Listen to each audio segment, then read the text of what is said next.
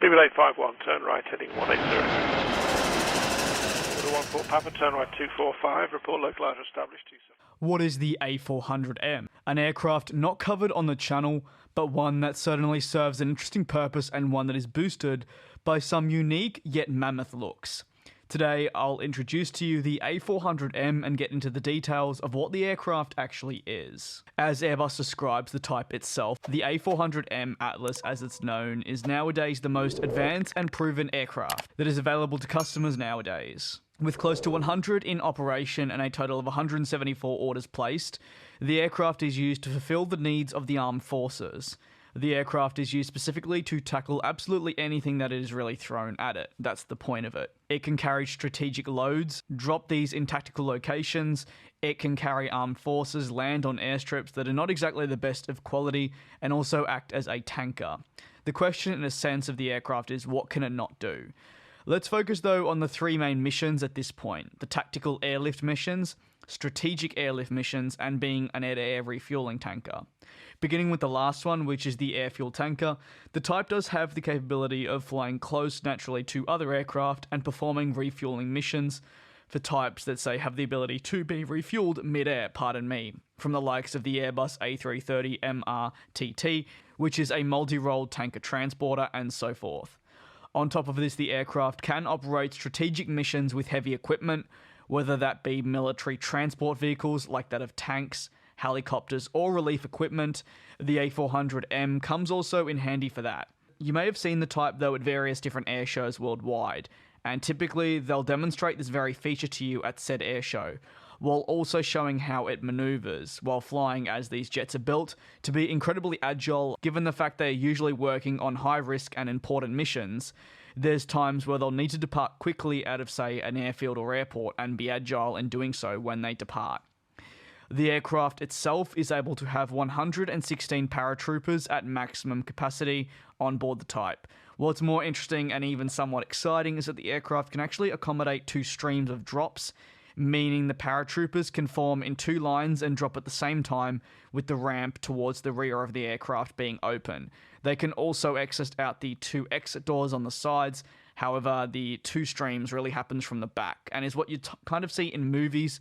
It's definitely been seen in Mission Impossible with Tom Cruise. Finally, there's the tactical missions, which is where the aircraft can be used to transport deliveries, also people from the air for an operation. That's, say, dropping key equipment at the back of the hold that are in the form of pallets and more. From paratroopers to vehicles to key medical goods. These tactical deliveries are all crucial to keep certain military missions going. As for the airdrop role, the aircraft can drop specifically 25 tons of equipment and such that are connected to a plate, and from there they also have a parachute extraction, which brings them to their desired location, or thereabouts, as carefully as possible. Thanks to the CARP, or CARP, which stands for Computed Air Release Point, the pilots and more can link the automated system to get the landing spot as accurate as humanly possible, and also as accurate as the computer can get them to be. Let's take a look though with the history of the A400M. The aircraft was launched all the way back in 2003, making it nearly 2 decades old, and was launched with the sole idea of being able to help respond to various missions from Malaysia, Belgium, France, and other countries within the EU, assembling years after that with all the components being built in different areas. From the UK, where the wings are currently produced, the fuselage is also built in Germany, and other parts coming in from around the world all congregate in Spain, where the aircraft is ultimately assembled. In 2009, the A400M took to the skies for the very first time, following thorough testing and getting the type certified, which, while similar to a passenger aircraft certification in principle, can be quite different. In 2014, the first A400M entered service, and since then, it's flown with and in the likes of the Middle East, Mali, Africa, the Central African Republic, the Turkish Air Forces, and also the French Air Forces. Finally, we have Afghanistan, and there are more on top of that as well. On the Airbus website, they go into more detail, noting current strategic aircraft are good, outsize load airlifters, but are costly, and have limited tactical capability, as they cannot operate from soft fields. The A400M is a larger, more modern, truly versatile aircraft, specifically designed for today's requirements and those of the future.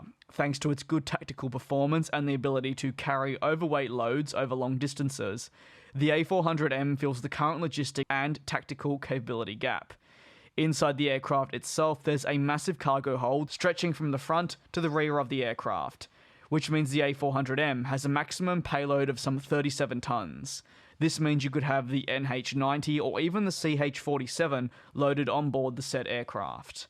Previous types were unable to hold such military helicopters and said vehicles, however, thanks to the advancements that has now been made possible. I don't often cover military aircraft here on the channel, but if this does well and you'd like to see more of it, please don't hesitate to let me know, as it was a bit of a different video for the channel. I've been experimenting a lot and taking in everything you've been saying, whether that be longer videos covering military aviation, and so forth, and I will be continuing to upload different sorts of content to the channel to see if something sticks more than something else. Once again, thank you so much for the continued support that you do show to the people still tuning in. Until the next video, take care and be safe.